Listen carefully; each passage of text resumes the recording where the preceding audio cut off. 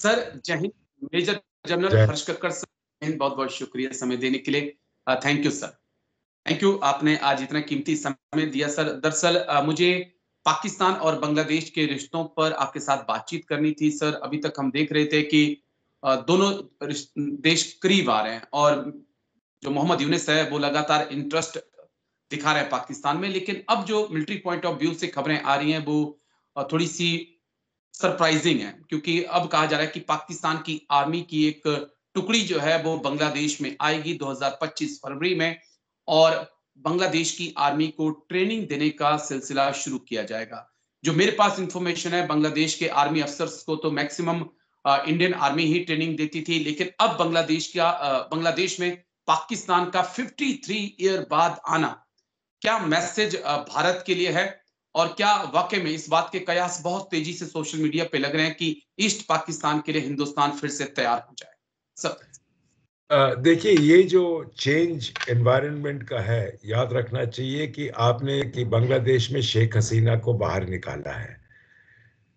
अगर शेख हसीना को बाहर निकाल के अगली सरकार आई है, ये पॉलिटिकल एक्शन नहीं है, ये एक रेवोल्यूशन सॉर्ट है जिससे उनको बाहर निकाला है।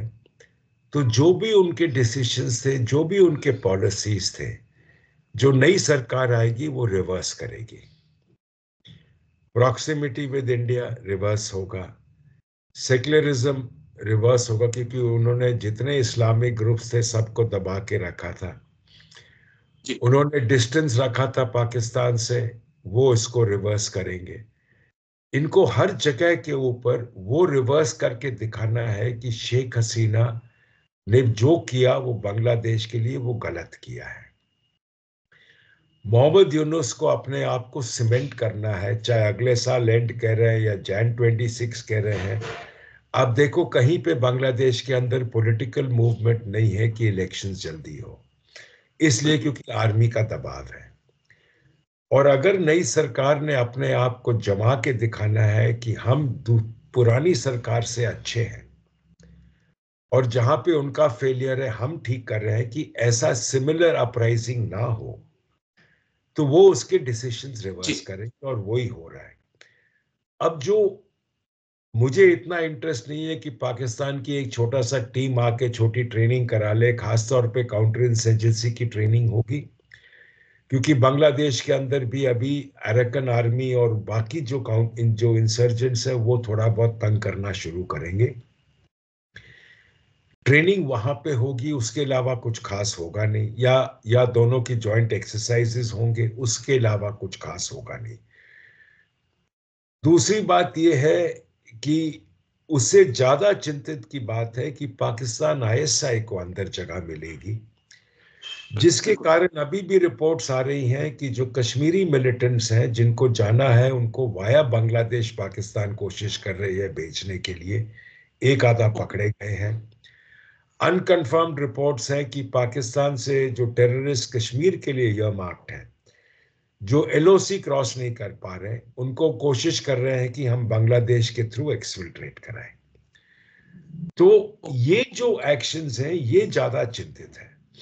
आर्मी आके एक्सरसाइज कराए या कुछ करे, या फिर यूनुस पहले से ही दिखा रहा है कि हम पाकिस्तान से री एस्टैब्लिश करें नेटवर्क, क्योंकि उसने शहबाज शरीफ के बगल में खड़े होकर बोला सार को रीएक्टिवेट करो।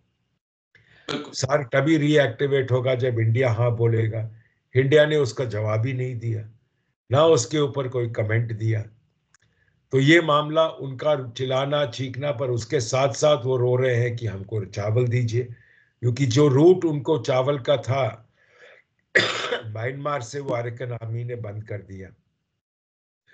तो बांग्लादेश अपने अंदर थोड़ा फंसा हुआ है और उनके पास कम ऑप्शन है। साथ साथ बांग्लादेश को यह दिखाना है कि हम इंडिया से दबाव में नहीं है।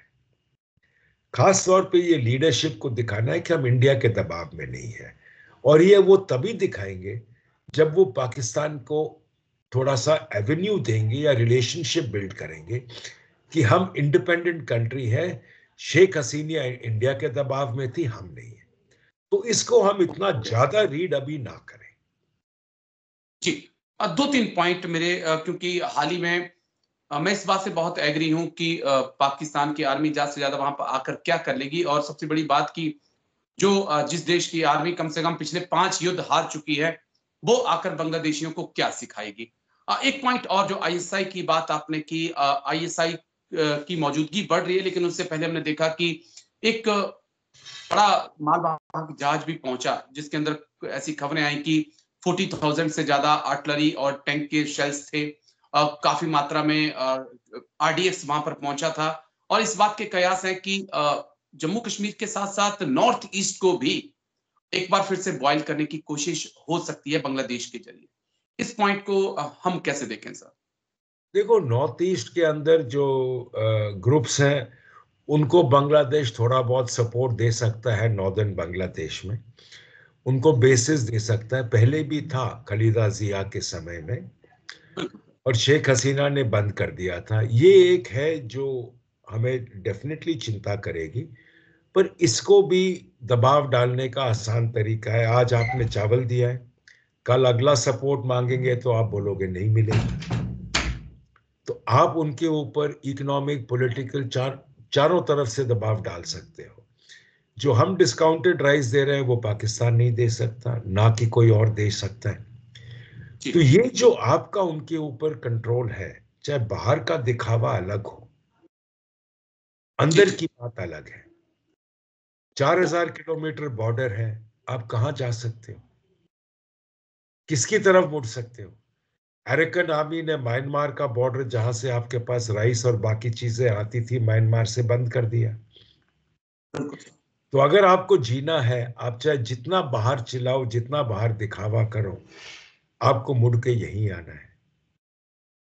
ठीक है, ठीक है, और हमने तो मालदीव को देख भी लिया, जिस प्रकार से बाहर की और अंदर जिस की प्रकार से मोहम्मद जी सर, जिस प्रकार से मोहम्मद मुइजू मालदीव के राष्ट्रपति बहुत पहले तेवर और क्लेवर उनके थे, लेकिन उनको एहसास हो गया 6 महीने 1 साल के अंदर कि भारत के साथ आपको चलना ही पड़ेगा, और चलेंगे तभी फायदा है। बस एक और पॉइंट जो मिलिट्री पॉइंट ऑफ व्यू से बांग्लादेश से सामने आया कि बांग्लादेश के एयरफोर्स चीफ ने कहा कि यस, हम 3 स्क्वाड्रन के आसपास J-10 चीन से खरीद सकते हैं। इसे कैसे देखते हैं आप? क्या वाकई में अराकान आर्मी इतना बड़ा चैलेंज बन गया, या भारत के खिलाफ कुछ तैयारियां चल रही हैं बांग्लादेश में? भारत के खिलाफ 3 स्क्वाड्रन लेके क्या करोगे आप? इनको भारत से कोई दुश्मनी नहीं है, इनकी आर्मी बेसिकली अंदर का सिचुएशन कंट्रोल करने के लिए है।